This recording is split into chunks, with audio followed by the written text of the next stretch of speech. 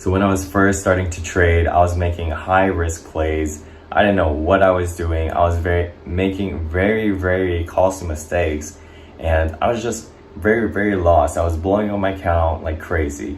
Once the owls reached out to me, Keon mentored me to the fullest. He gave me so much resources. He gave me so much learning objectives, and to better understand technical analysis and to learn from your mistakes.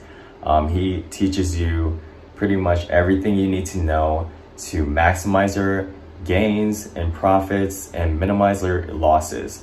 So within the first 2 to 3 months, I put in 2 to 3K, and I grew my account to almost 50 to 60K, which is actually pretty good for the return on investments of this community.